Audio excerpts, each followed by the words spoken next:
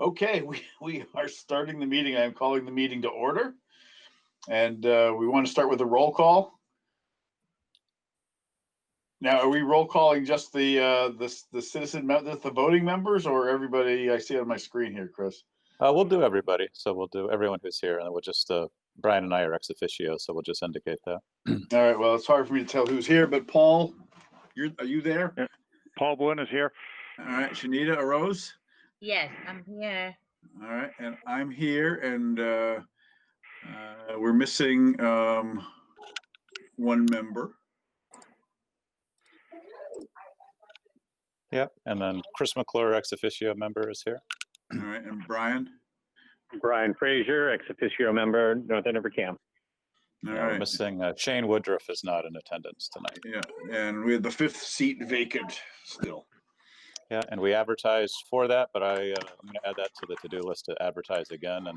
And where we're on the air tonight, if anyone is interested in serving on the Cable Advisory Committee, you can go to northandoverma.gov and to complete the volunteer form. All right, so we've got that done. We have a quorum. Chris, you mentioned an agenda. Are you in possession of the agenda?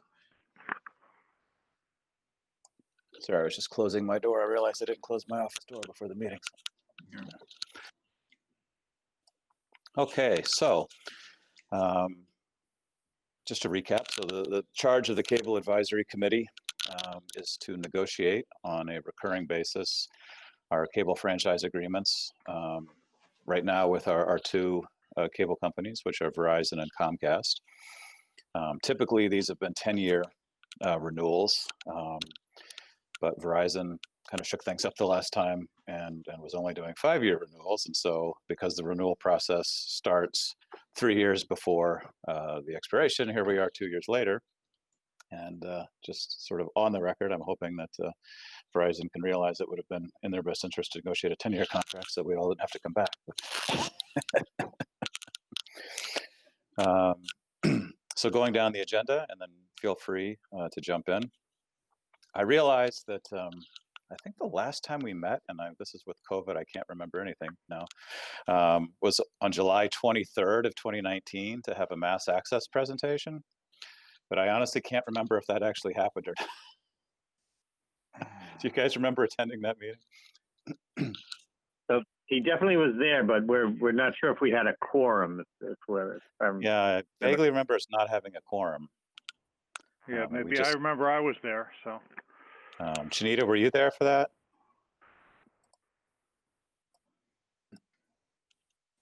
Or Ron? Yeah, I'd actually have to look at my calendar to see, because that's a long time ago, and my recollection is pretty bad.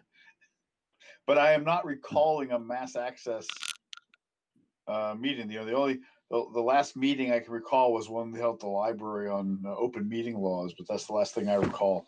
All right, so I vaguely remember, because all the other minutes are caught up, is that we didn't have a quorum for that one, and we just had an informal conversation with Mass Access and NACAM, but no actions were taken. So, and basically they were coming in to talk about maybe the perspective of having multiple towns get together to negotiate against negotiate with the other cable companies. So maybe to team up with other towns. That was the basis of the conversation. So it probably would be good to reschedule that, then to have them come out again, even remotely, and I'll confirm and yeah, I'll share send you guys the agenda.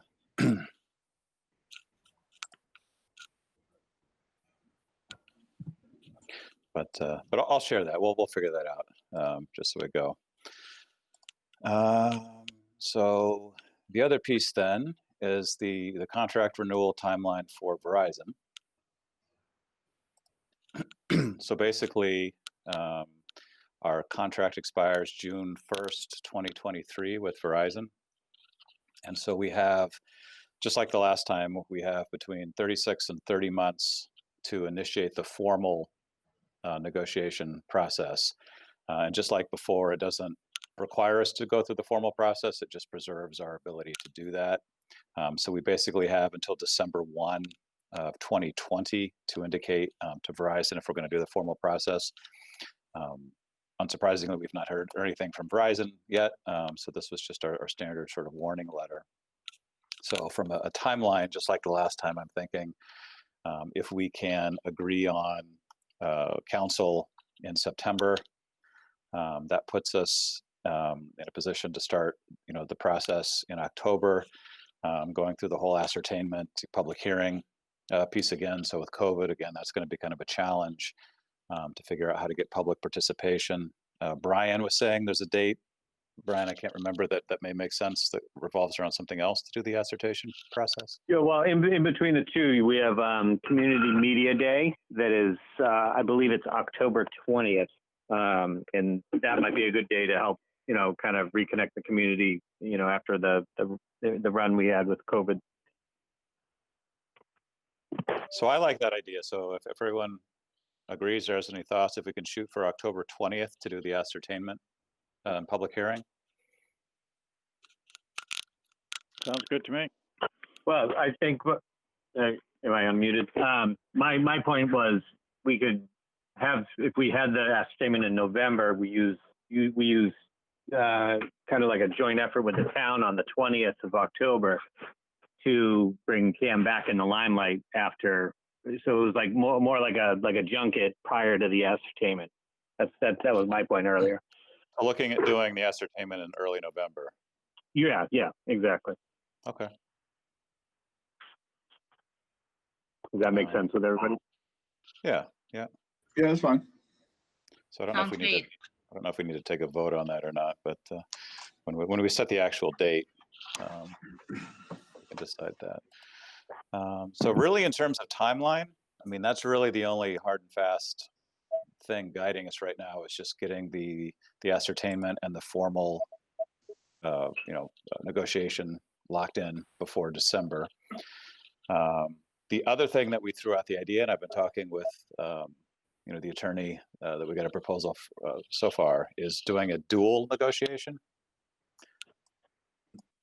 So we're in that weird position where Comcast's renewal is going to be within 3 years, in the next year or so. So we're gonna be having, basically these going on at the same time. So, the attorney did indicate that could be a possibility, that we negotiate both at the same time, which could give us some potential leverage and also, potentially save on attorney fees and other pieces. So I don't know if people have any thoughts on that. I don't have any thoughts on it, other than I'm just trying to figure out logistically how that works. I'm assuming we don't have them both in the room at the same time. Correct. It's just the contract timing that is dual.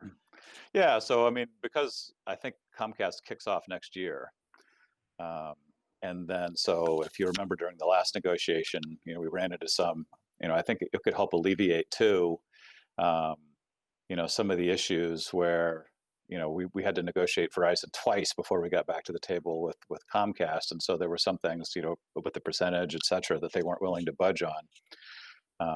Bringing them back to the table at the same time, and maybe even finishing, let's say, Comcast contract first ahead of time, would give us some leverage that we might not have if we had to wait for a whole nother cycle to come around. Well, do you think Comcast would be willing to go early? Because if we did that, we would be going before the contract requires. Yeah, there's nothing precluding you from going early. And so if they're interested in signing a contract, and we'd have to see. But I think Andover not this last cycle, because I think they're in synchronous now, but I think the prior year, the prior license agreement, they were close enough that they brought the two together, at least negotiated both at the same time. I can look into that with Wes in Andover. So let me just ask the question. I mean, there's two aspects to this besides the fact that it might save on lawyers' fees. One is the capital ask, right, and the other one is the revenue share. Mm-hmm. And are we now at 4% for both? Yeah, we're at 4% for both. The All thinking right. is looking at moving to the 5%, potentially. So that was Right. one of the things that, if you remember, Verizon pushed back against, because in the prior negotiation, Comcast was capped at 4. So they wouldn't go higher than that. So if we were interested, I mean, the challenge would be, we could stair step it again. So basically with Verizon, we'd have to say something like, we'll do 4. If Comcast negotiates 5, you go to 5, or whatever percentage we decide on, up to 5. And then when we go to negotiate with Comcast, we try and get, whatever, 5, or, up to 5. And then Verizon goes back, just like we did with the inverse of what we did this time. But there may be other areas where if Comcast is being, more agreeable, that we can play them off each other and negotiate, as a tactic. Yeah, I mean, just my first, I like the idea, and you kind of hit where I was going at, was where we're going to try to go for the 5%. And if we do that, then my assumption would be Comcast would not be highly motivated to negotiate their agreement early. They would want to see the expiration of their current agreement at 4%. Oh, so when you do it early, the contracts still expire at the same time.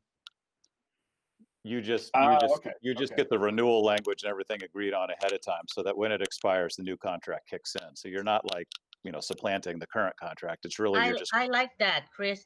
The only question I have is, do we have enough time to basically review or go through both contract before we start working? We have 3 years, so I would say yeah.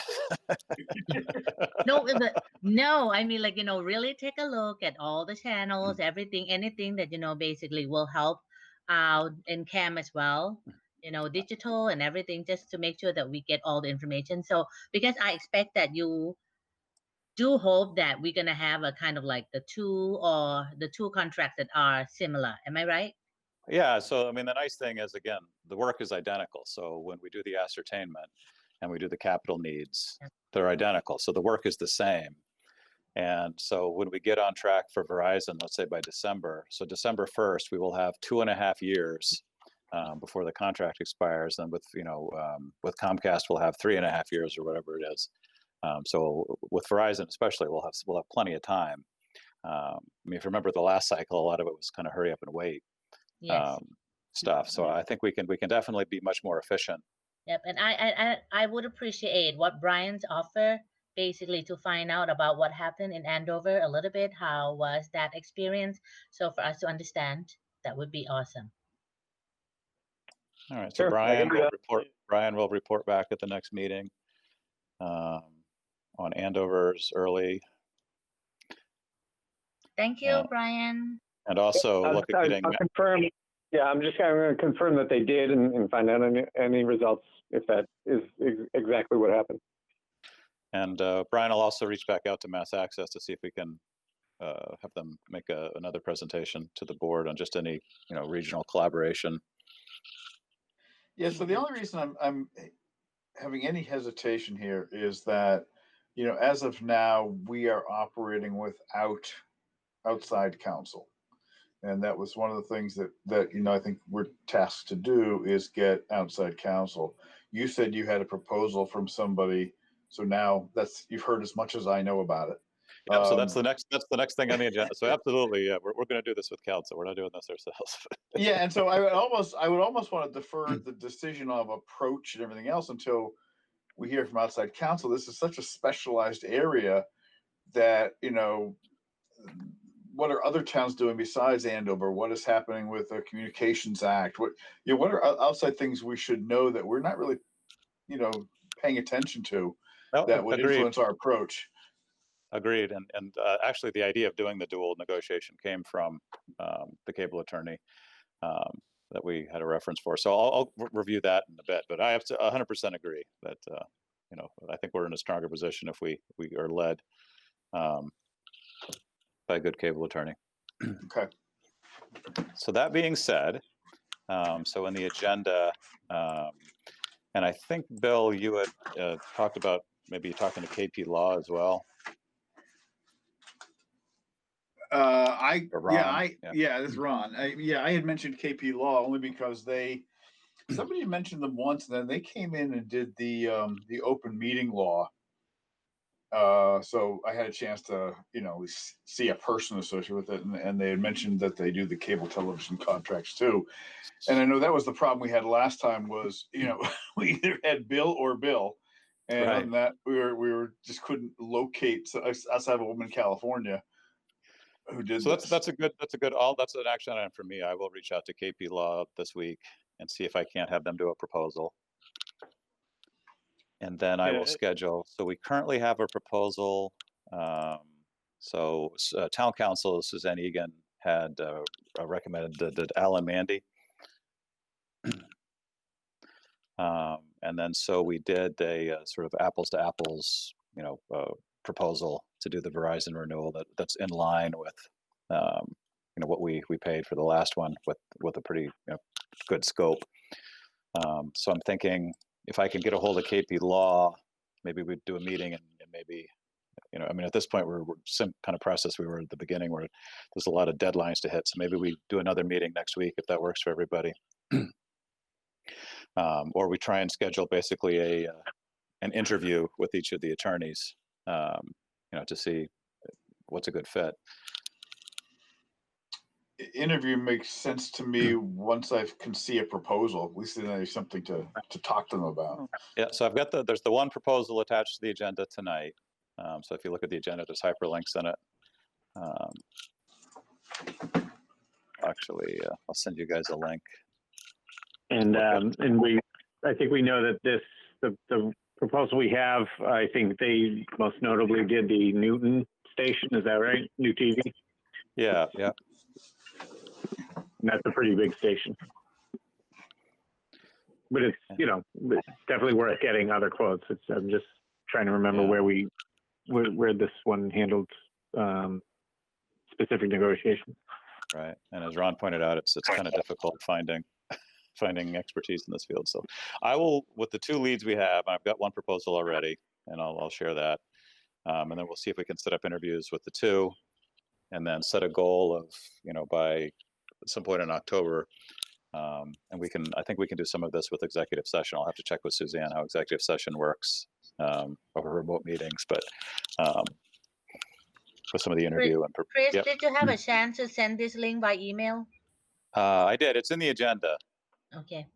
So if you look at the agenda for the meeting, there's anything that's a blue hyperlink is actually so there's an attorney cost link, the contract renewal timeline, and the contracts are all hyperlinks there.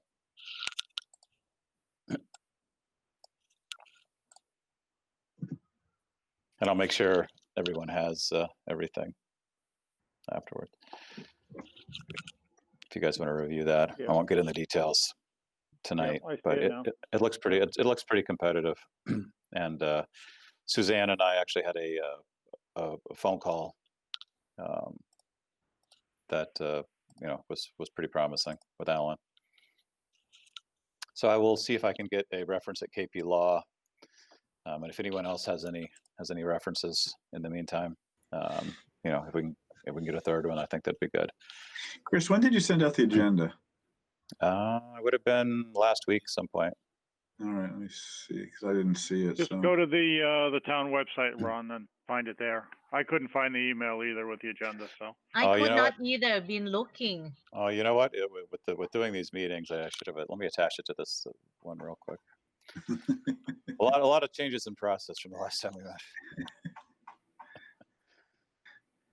Because we do the meetage posting, and then we do the public posting. So it's I'm adding it to our meet here. Hold on. Okay.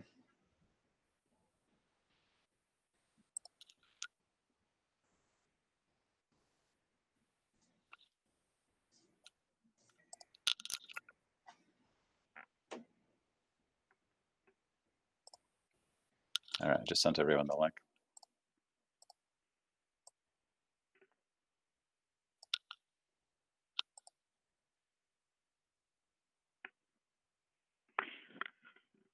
So with that piece, and then the next piece is, and I think it's just due diligence on all of us to go back and review the two existing Verizon and Comcast contracts, look for anything that, sticks out, or look for anything that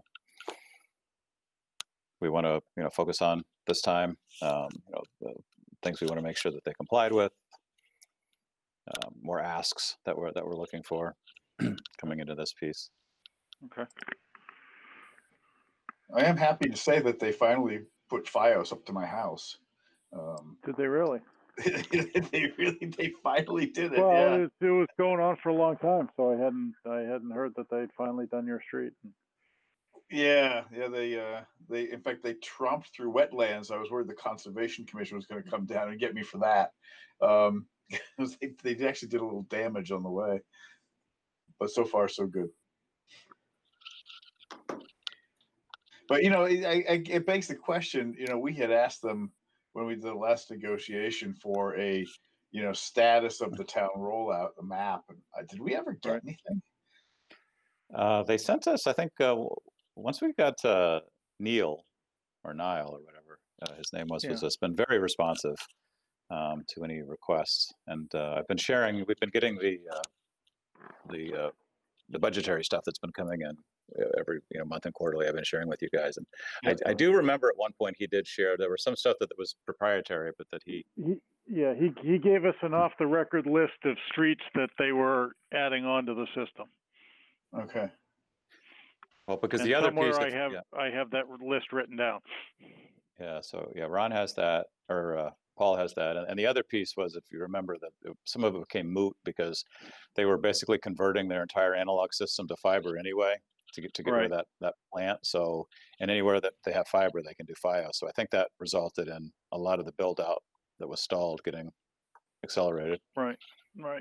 His argument on the build out was that they had completed the build out in compliance with the contract, and that since they were wanting to get rid of all this analog system, they were adding streets like yours, Ron, to the system, and some of the less dense, and it was all underground wired streets, which is, I'm sure, why they were resistant to it in the first place.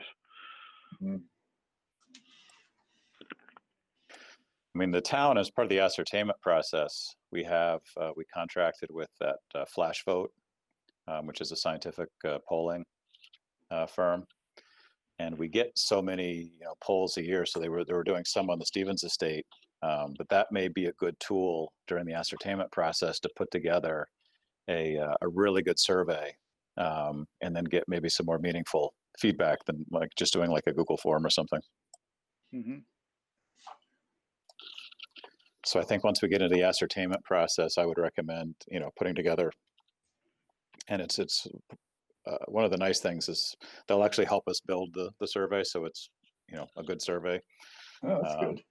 And then, it's kind of cool. So it actually goes out, it's a 24-hour survey, the results come back, and then everyone can actually see the anonymized results, immediately. So it's very transparent. But I think that's a more effective way. And then obviously we would promote it on the town website and social media, et cetera. But that's, I think, a more effective and scientific way of doing the ascertainment. So that's part, I think I'll work with Brian on seeing if we can find an example of other towns' surveys.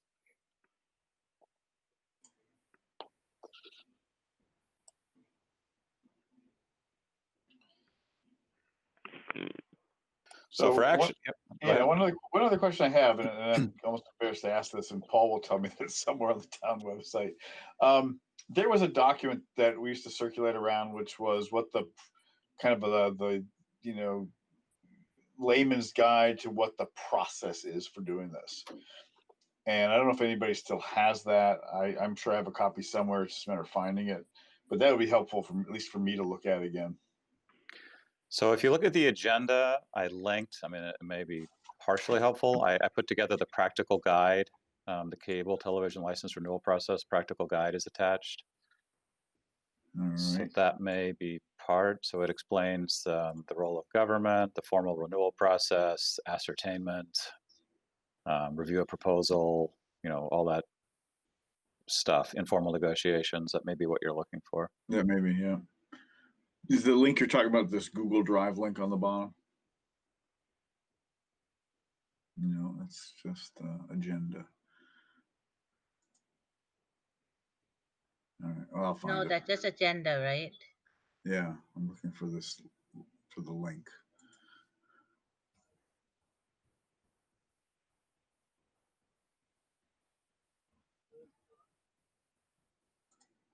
The only link I'm seeing, Chris, is for the agenda. I don't see anything either.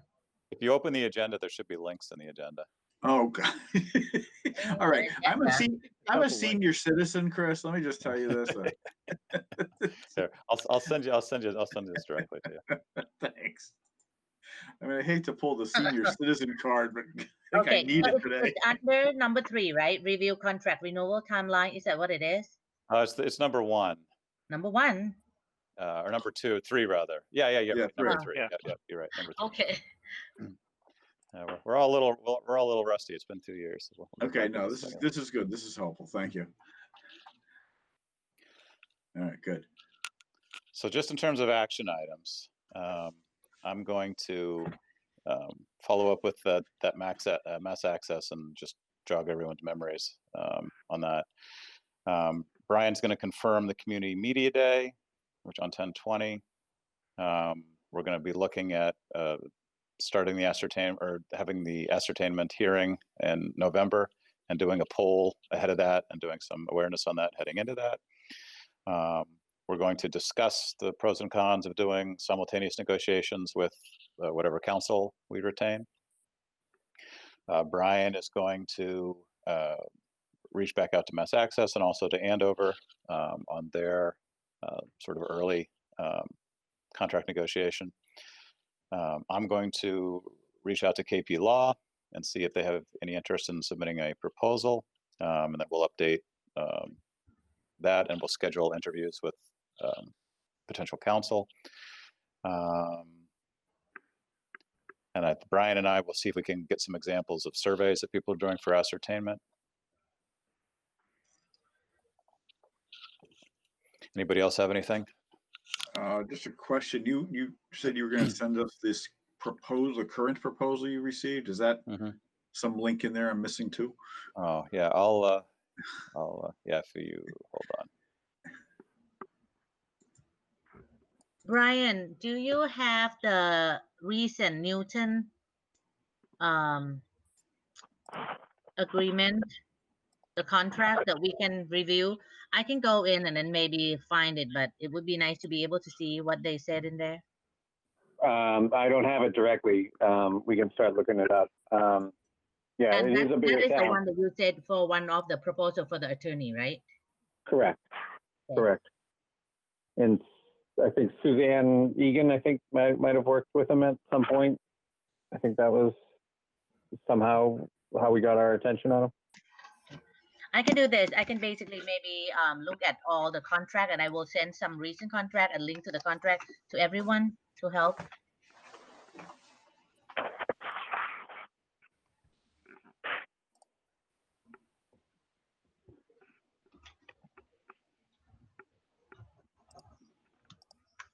So I sent you an email with that direct link, Ron. All right, thank you.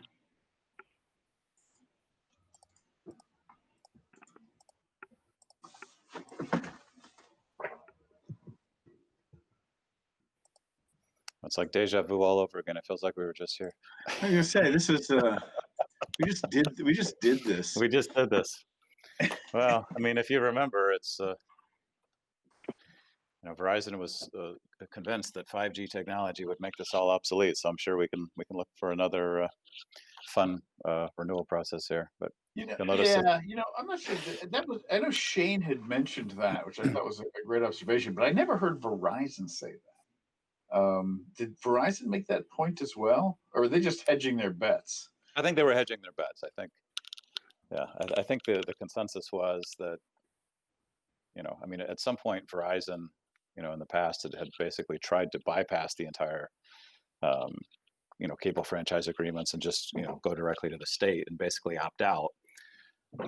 And at every turn, they've tried to, basically claim that they're not really a cable company, they're a technology company. And, I mean, I think, and this is maybe an area that we can have more of these conversations that we started to dip our toe in last time, especially with Brian and NACAM, is, the writing's on the wall, I think, that things are changing, obviously, and we're getting away. If you look at the original language from the 70s, it's all about right of way and, channels and wires. And, if we want cable access going into the future, it really needs to be tied to the service, that's being provided, and, what that is versus trying to determine what a channel is versus an app.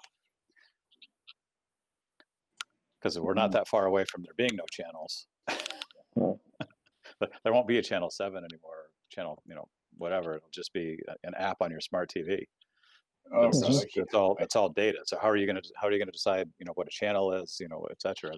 So I think looking at the spirit of the law, it's really about providing community access, television. And I think we've seen, and to Brian's point too, I think we can really play up the vital role of maintaining transparency in local government, especially during the COVID pandemic, where they facilitated having public meetings at all. So because, we're able to have these basically virtual remote meetings, because of the governor's order, but in order to make sure that those are transparent, we've insisted that every single one of those meetings, even if they weren't traditionally done so, be broadcast on NACAM.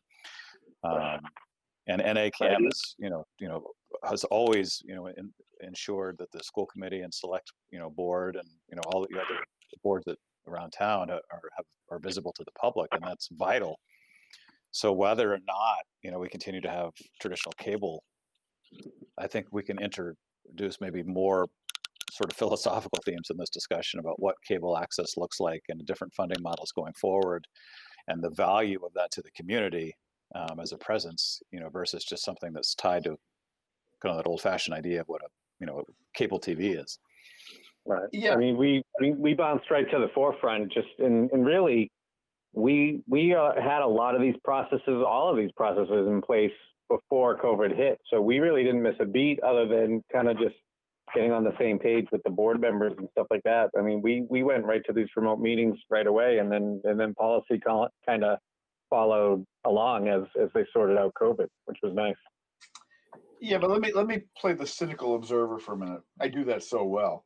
I mean, Chris, your arguments are spot on. However, I do recall Verizon not being the best listeners in the world. They did not seem to be swayed much by anything we presented to them. This was going to be the way it was going to be, and if we didn't like it, we could just extend the current contract. And I'm not sure whether I'm not sure how bullets in fruitful our they'll chamber be. on this one. Yeah, I'm not sure yeah. I just think I'm just wondering if there's any more bullets we can put in our chamber that would sway them other than logic. Yeah, I agree, and I think that's some of the stuff that'll come in the tactics. I guess I was speaking sort of, we're talking to multiple audiences. So one of the value of this process is the transparency and the assertion piece, but I also think about looking at communities thinking about the role of cable access. Appealing maybe to higher powers at the state house, the federal level, at some point, in terms of just protecting, because I think a lot of times, I think there was a problem to be solved in terms of, or a need of having cable access presence in the community to serve this valuable civic role. It was tied to a piece of specific technology as just a convenient way of ensuring that. And I'm sure no one envisioned that cable TV would ever go away in the 70s. So here we are in 2020, and I think we can keep having this, the same sort of contract renewal with the cable companies. But I think simultaneous to that, we can have a bigger discussion with local leaders, with the state and federal, or other nonprofits, or looking at other models of what cable access looks like in the future, with the technology landscape changing so drastically, so that we, again, are sort of protecting the spirit, maybe not the letter of how that law was crafted. Yeah. But I agree with you. I think that will fall on deaf ears, but I think it may be at least worthwhile.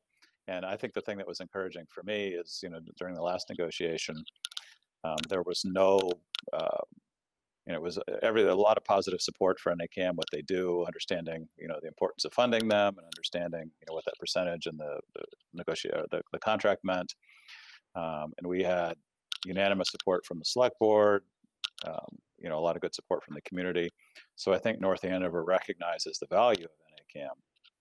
I think just as being a proactive board, we need to look at what the future looks like, and maybe that it's not always going to be these sort of old-fashioned cable negotiations. Yes, and then I think we also have to make sure that the expectation is there for the cable company to know that when we request some information, data, or anything, they need to submit. I think last time there was maybe some key people change in their team, but it seems like a lot that we requested were not coming forward in the right time frame for us for the process. So I think this time, let's make sure that they understand that we ask for the map, we get the map.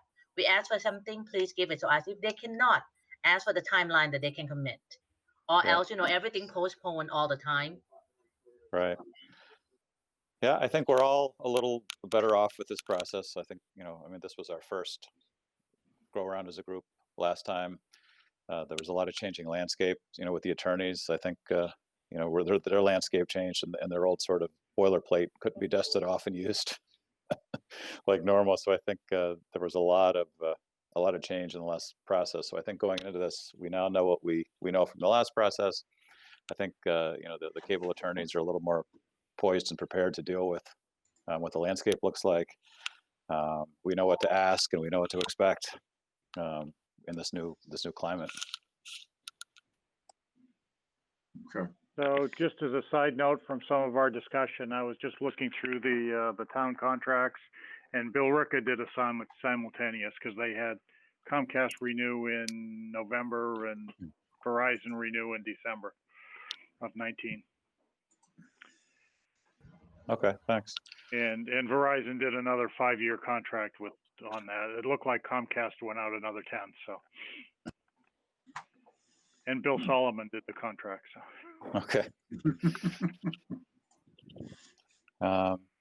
So good, and I think again with the contract, we can definitely use this as a spotlight to acknowledge the role that NACAM has played in all the different aspects of the COVID response, not just the public meetings, but public information and doing spotlights and getting critical information out,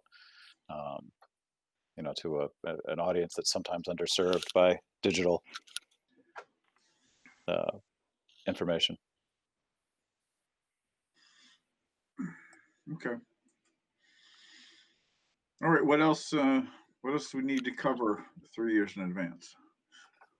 I think that's it. I think we have a timeline, and like with the first time, my concern is just making sure that we don't close any doors going into the process. So as long as we hit all of our timelines between now and December 1, I think we'll be in good shape. And then, so it's kind of a sprint and then a distance race, kind of like last time. So we basically have 3 months to check some of these boxes, and then we have 2.5 years to get the contract ironed out. All right. Well, it gives me something to do. That's good. And if anyone knows someone who has any interest in serving on the committee, where we're still down a member, and anyone with any legal or cable expertise would be, like I said, I'll see if I can advertise again. But it's been challenging stirring up interest. Yeah, it always has been. I think we were trying to target a lawyer for this one, right? Yeah, or someone with any. I mean, I think any sort of legal or cable. But Brian, maybe we can do a TV spot in October. It's just sort of in addition to the sort of press release that goes out. Maybe we can do a video ad. Tie it into community media day announcements and stuff like that. Yeah. Yeah, let's add a the cable advice. If you have an interested in serving, or with the cable access or on the cable TV committee, here's the important functions, and then maybe do some video on that. I can do that. Great. Cool.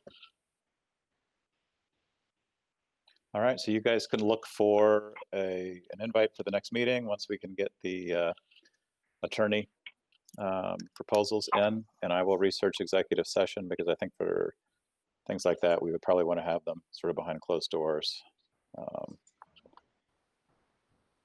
see how that works. Yeah, that makes sense. That makes good sense.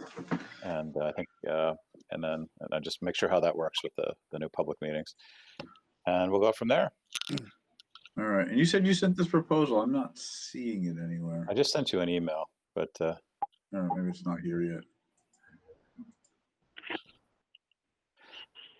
yeah, typically last year there was one process, so I would invite the board and the public web calendar at the same time. But with doing the meet invites, there's a separate one, and I only attached it to the public and not to you guys, so I apologize for that. So I'll make sure to do it in both places going forward. And I didn't want to send you 2 invites so that you got confused. But with this Google thing, you cannot pull like an agenda like to show on the screen, no? We can, yeah. So that's the other piece too. So some of this was housekeeping.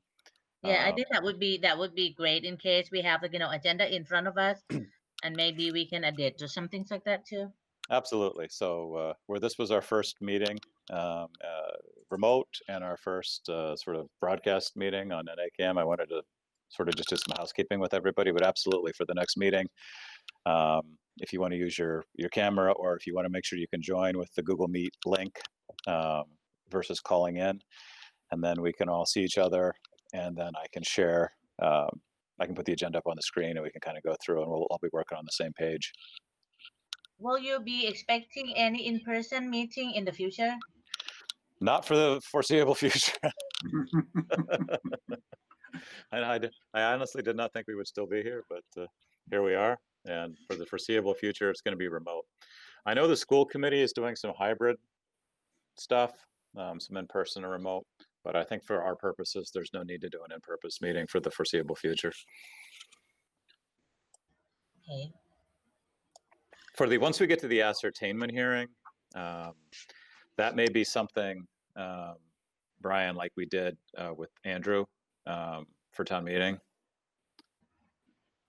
or maybe we do some kind of call-in show. For Andrew in town meeting last Remember year? when we did? Remember we did that public call-in show for town meeting?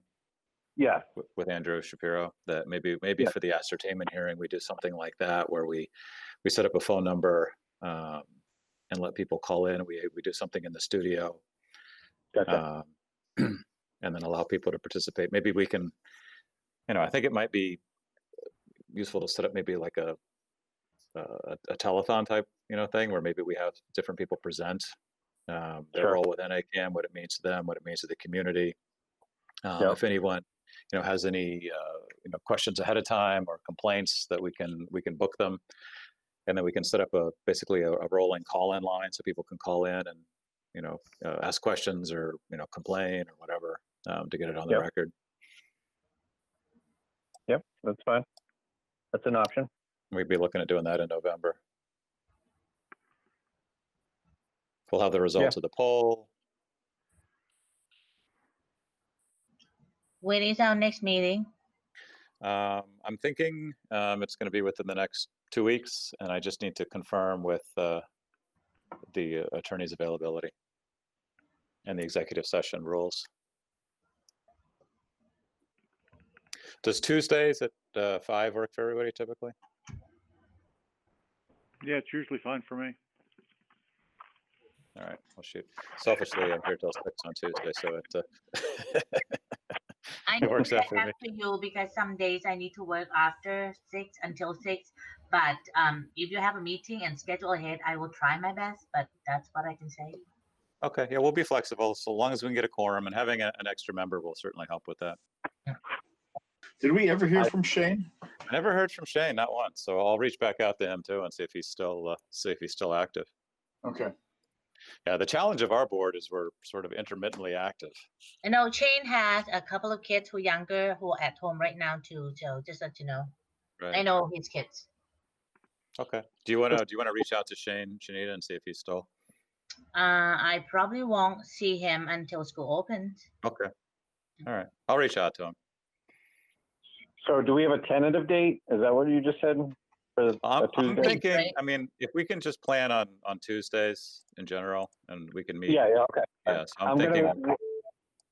We're doing a last ditch vacation on the 14th, 15th.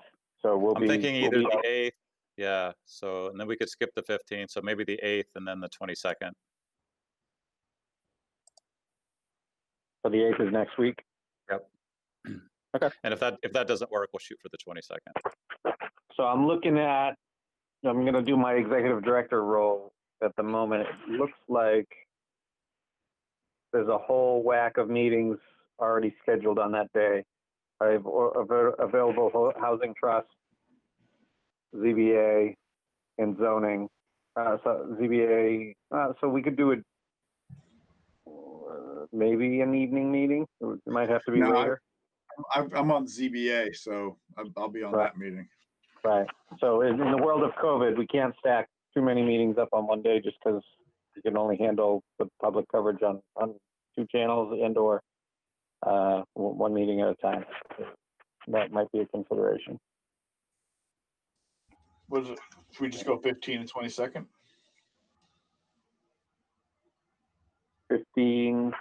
Again, I can call in. You know, as long as I don't have to present, I might be on the way back from New Hampshire, but I can call in. It's fine by me. What about the 8th? I've got zoning board that night, so The start 8th. that.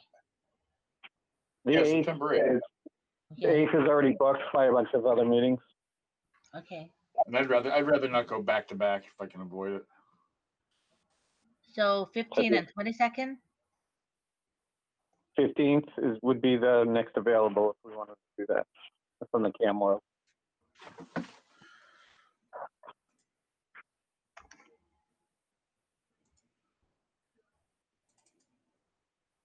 Okay. At least you guys have inside information. Usually the other boards have to wait and call us and all that kind of stuff. All right. Well, I'm penciling it in 15th and 22nd. Does that work out, Chris?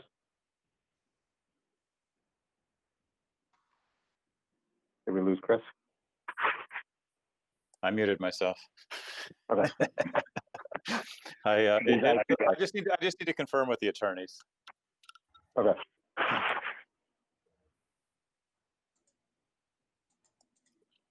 Okay. All right. Sounds So if good.